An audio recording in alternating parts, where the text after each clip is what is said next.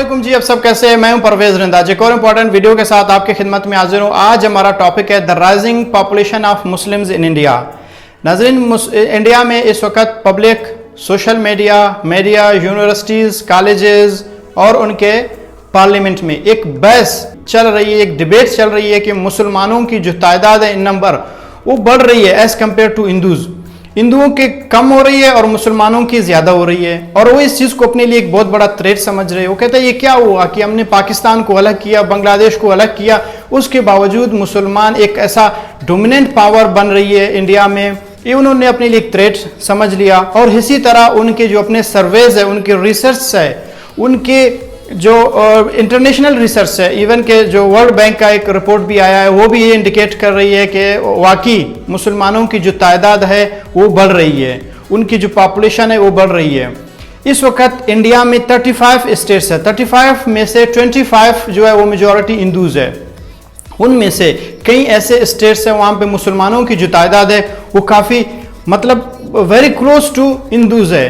और वो ये समझ रहे कि ऐसा जो 2025 या 2030 2040 तक इन जो मुसलमान है वो एक ऐसा पावर बनेंगे जो मतलब उनकी जो तादाद है वेरी क्लोज टू हिंदूज हो जाएगा। तो अब हमें देखेंगे कि इंडिया में इस वक्त जो हिंदुत्व एक आइडियोलॉजी आई हुई है, वो तो पहले से एक एंटी मुस्लिम पॉलिसीज है मोदी की, और इसी तरह वो भी इस चीज़ को देख रहे हैं कि कैसे काउंटर करें मुसलमानों को, कैसे इस चीज़ को बैलेंस करें। जहाँ पे मुसलमान मेजॉरिटी है उनको मिनॉरिटी में शिफ्ट करें।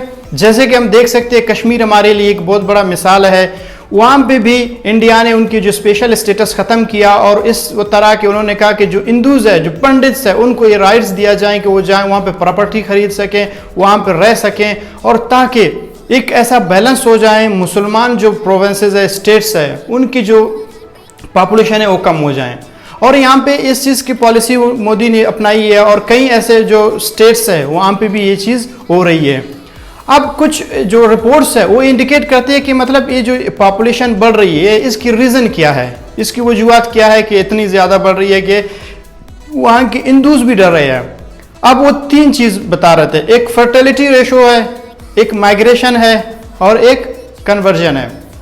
अब फर्टिलिटी रेट क्या होती है? वो ये होती है कि कहते हैं कि एक मुसलमान जो खातून है उसकी जो अगर जो चाइल्ड जो पैदा करती है, वो बच्चे पैदा करती है, 10 औरत अगर देखा जाए कि उनकी जो बच्चे का जो पैदा करने का वो रेशो है या फिर एवरेज है वो 36 है या फिर 44 है, या फिर हम ये भी कह सकते हैं कि 4.6 है। और दूसरी तरफ अगर एक जो हिंदू जो औरत है उसकी अगर जो चाइल्ड प्रोडक्शन को जो एवरेज देखा जाए उसकी 2.2 है। तो अब एक जो रिपोर्ट है वो ये बताती है कि मतलब जो चाइल्ड जो बर्थ रेट है वो मुसलमानों की बहुत ज़्यादा हो रही है हिंदुओं से। और दूसरी तरफ वो कह रहे थे कि माइग्रेशन है, लोग माइग्रेट कर रहे हैं, जो खासकर जो मुस्लिम कंट्रीज़ है उससे, बांग्लादेश से ज़्यादा, इसलिए उन लोगों ने जो माइग्रेशन पे पाबंदी लगाई। जैसे कि हिंदू गवर्नमेंट अपने पावर में आए तो उन्होंने क्या किया, माइग्रेशन पे पाबंदी लगा दिया। अब जो तीसरी सबसे जो बड़ी वजह है वो है कन्वर्जन।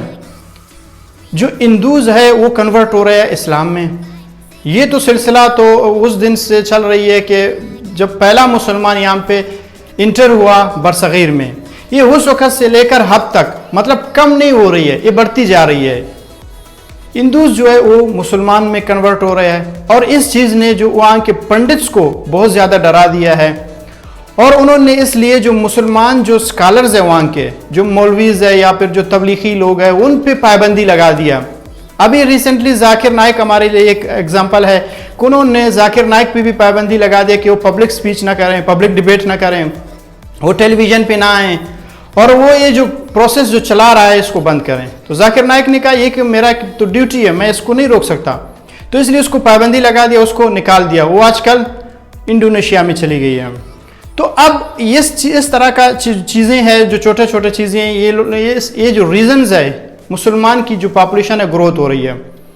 अब कई ऐसे जो सोशल मीडिया पे या इंडियन जो मीडिया है उनको देखो, वो ये कहेंगे कि 2030 तक या 2040 तक इंडिया है एक मुस्लिम स्टेट बनेगा, एक मुस्लिम डोमिनेंट पावर बनेगा। यही एक वजह है जब पार्टीशन हो रही थी वहाँ के कुछ मुसलमान ये रीज़न दे रहे थे कि एक टाइम आएगा मुसलमानों की पॉपुलेशन वैसे भी हिंदुओं से हम लोग मतलब एक वेरी क्लोज है, तो हम ऐसा दिन आएगा कि हमारी पॉपुलेशन इतनी बढ़ेगी कि हिंदुस्तान है या फिर इंडिया है, यहाँ पे हमारी हुकूमत बनेगी। लेकिन कुछ लोगों की शरारत की वजह से उन्होंने ये बात नहीं सुनी। लेकिन आज अगर देखा जाए पाकिस्तान अलग हो गया, बांग्लादेश अलग हो गया, लेकिन उसके बावजूद मुसलमानों की तादाद बढ़ रही है। ये 3 रीज़न मैंने आपको बता दिया, फर्टिलिटी रेट है, एक कन्वर्जन है और माइग्रेशन है।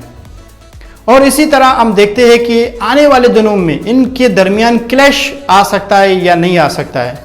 एक तरफ हम देख सकते हैं कि मतलब एक इस्टेब्लिश्ड पावर है, पावर या फिर आप एक नेशन कह सकते हैं, एक सिविलाइज कह सकते हो, सिविलाइजेशन कह सकते हो, हिंदू सिविलाइजेशन है। दूसरी तरफ एक इमर्जिंग पावर है, एक इमर्जिंग नेशन है जो कि मुस्लिम सिविलाइजेशन कह सकते हो उसको। अब एक इमर्ज्ड और एक राइजिंग जो पॉपुलेशन है, जब ये अगर होगा तो लाज़िमन एक थ्रेट उनके बीच में आएगा, और इसी चीज़ पे जब थ्रेट होगा तो उसको काउंटर करने की कोशिश कर रहा है, जैसे कि आजकल मोदी कर रहा है।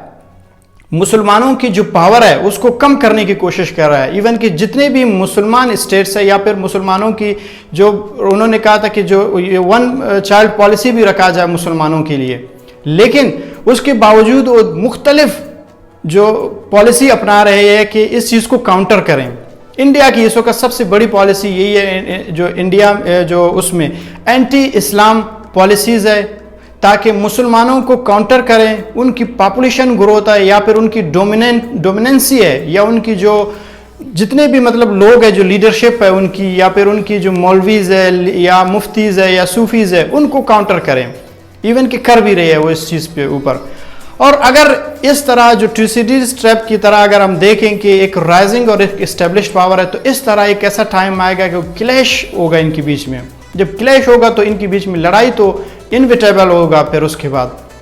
तो अब इस तरह सिर्फ हम नहीं कह सकते कि जो मुसलमानों की जो पॉपुलेशन है वो सिर्फ इंडिया में बढ़ रही है। दूसरी तरफ अगर हम देख जाएं इस वक्त पूरी दुनिया में सबसे ज़्यादा जो पॉपुलेशन है वो पाकिस्तान की ज़्यादा मतलब पॉपुलेशन बढ़ रही है, बांग्लादेश की भी बढ़ गई है पॉपुलेशन, और उसके बाद अफगानिस्तान की भी पॉपुलेशन बढ़ रही है। और कुछ ऐसे रिपोर्ट्स बताते हैं कि पूरे दुनिया में 2050 में मुसलमान जो होंगे वो सबसे जो बड़ा एक रिलीजियस एक सेक्ट बनेगा।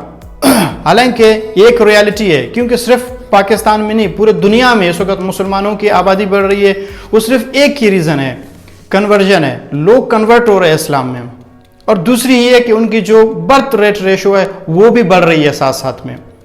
अब इस चीज़ को काउंटर करने के लिए एक तरफ से जो एंटी इस्लाम या फिर हम कह सकते हैं कि इस्लामोफोबिया मतलब आजकल आ गई है, वो सिर्फ यही वजह है। यूरोप में भी यही डर है कि मुसलमानों की तादाद इतनी बढ़ रही है, 30% 20% यूरोप में भी मुसलमान आ गए हैं। वहाँ पे भी यही केस है, मुसलमान माइग्रेट हो रहे हैं यूरोप में, मुसलमान माइग्रेट हो रहे हैं अमेरिका में। जब ये माइग्रेट होते हैं फिर वहाँ पे जब सेटल होते हैं उसके साथ साथ तो इनकी जो फर्टिलिटी रेट भी ज़्यादा होती है।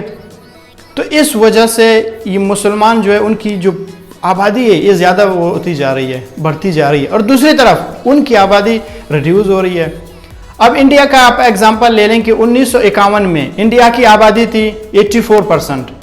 अब आप आए 2021 में देखें, अब उसकी जो क्या कहते हैं, अब जो पॉपुलेशन जो रेट है वो 78% है। अब इसी तरह यूरोप में है, वहाँ पे जो चाइल्ड पॉलिसीज़ वगैरह होते हैं, लेकिन उसके बावजूद भी ये चीज़ मतलब इतना इफेक्टिव नहीं हो रही है। जिस तरह सिर्फ और सिर्फ इस वक्त चाइना इस चीज़ को सिर्फ काउंटर कर रहा है, वहाँ पे भी 2 चाइल्ड पॉलिसीज़ है या फिर 1 चाइल्ड पॉलिसीज़ है वहाँ पे हो रही है। लेकिन पाकिस्तान में भी कोशिश किया गया लेकिन ये नहीं हो रहा है, और इंडिया में भी कोशिश कर रहे हैं। अगर आपको हमारे वीडियो पसंद आ गए तो सब्सक्राइब करें और बेल आइकन पर क्लिक करना ना भूलें, ताकि हमारे आने वाले वीडियोज़ आप तक पहुँच सकें। बहुत बहुत शुक्रिया, थैंक यू सो मच।